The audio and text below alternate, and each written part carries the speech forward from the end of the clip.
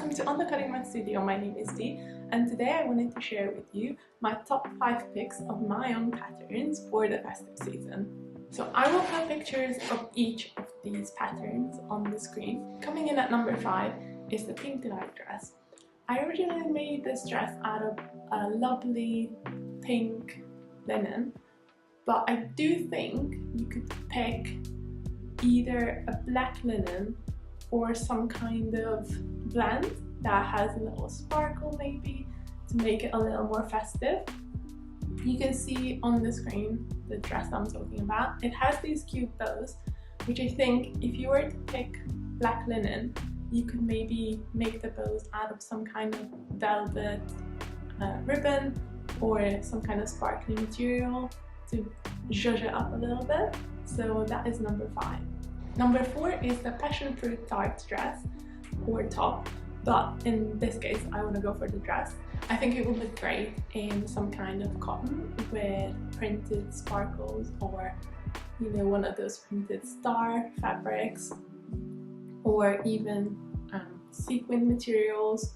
It would look great as a full wrap dress of sequins, and it would be super easy to wear. You could eat as much as you wanted during the festivities and still look gorgeous, and it would also look really good, I think, for New Year's Eve to sparkle around then.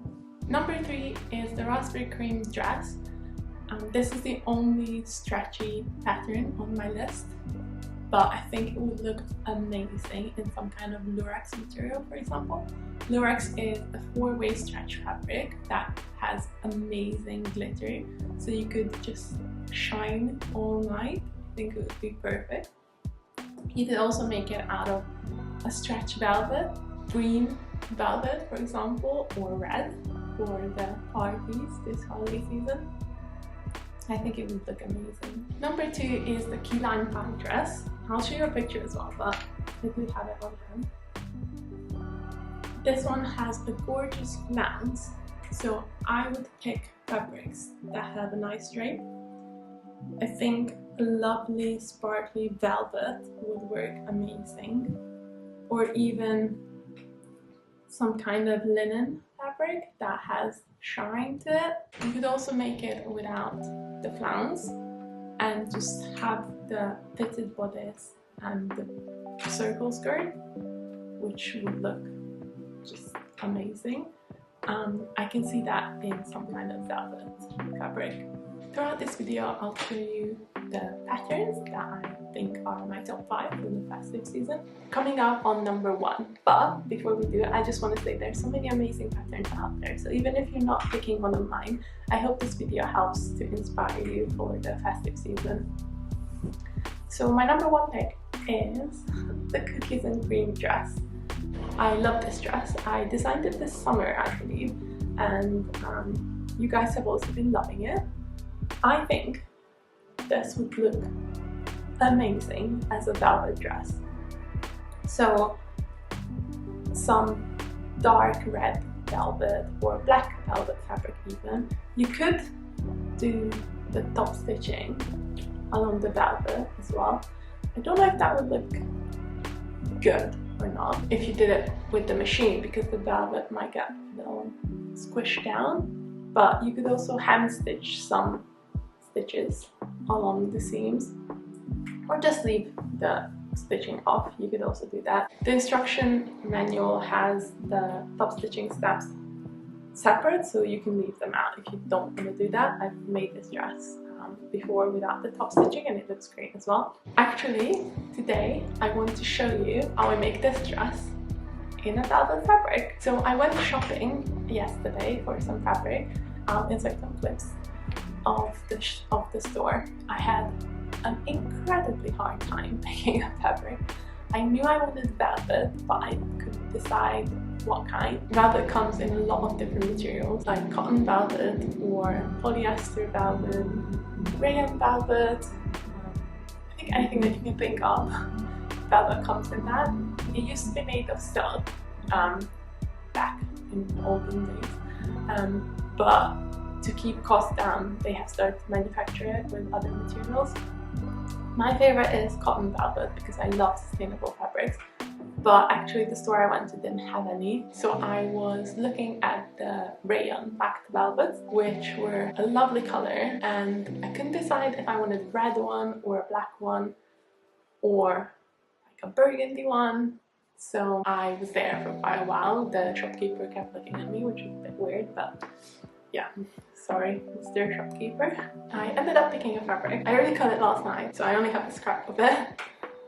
And look at how gorgeous this fabric is. It's kind of burgundy, but also has like a purpley hue to it in real life. I don't know how much you can tell on camera. I just love it. So last night I already cut out the pattern for the cookies and cream dress, and I want to start sewing it today. So let's go do that, and then I'll show you the end results and see if it looks good or not. Guess we'll find out. All of the patterns I mentioned will be linked in the description, along with my Etsy shop and my Instagram if you want to go check out some of the things I made in the past. So I noticed that when I was sewing, the top layer of the velvet kept getting pushed, making it a little wavy at the seams. So now I am keeping the pins in, which is a little dangerous, but these are my thinnest ones, and I am being very careful and going very slow when I get to the pins to make sure I'm not accidentally stitching into the needle. So let's hope it works.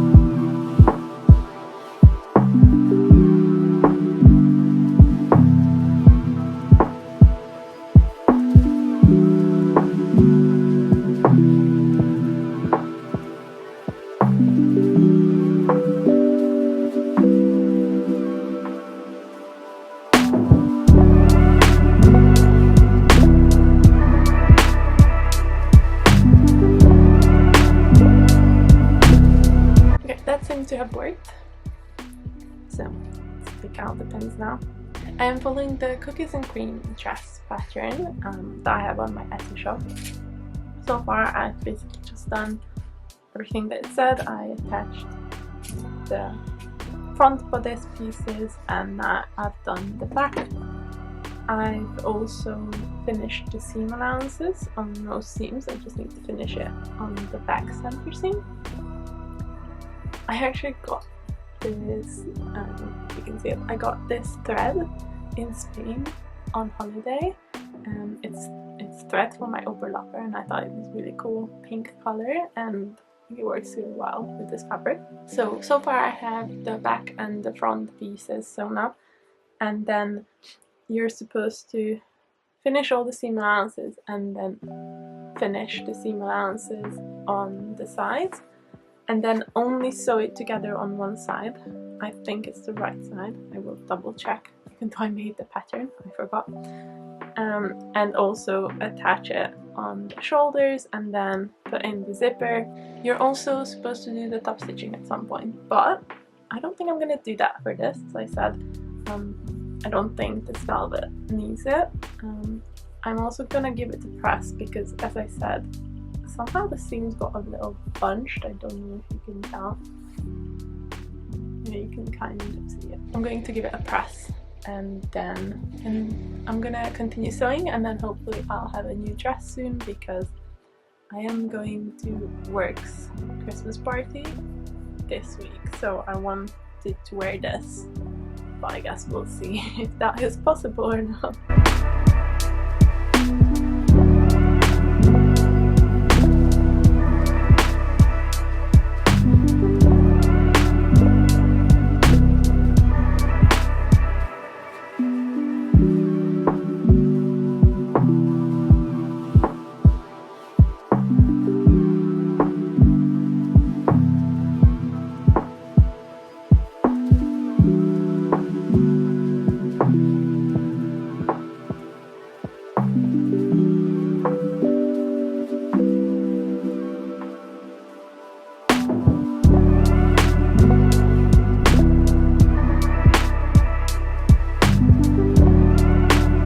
I am now pinning together the right hand side of the dress, because the zipper will be put in on the left side.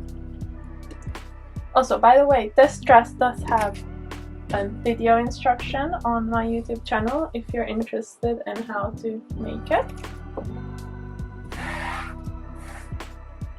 I will link it below.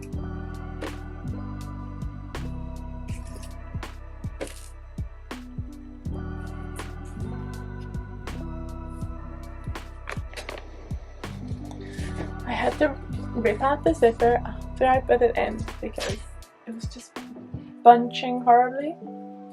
So my new plan is to pin it and then baste it by hand, and then we'll see if I can sew it in correctly.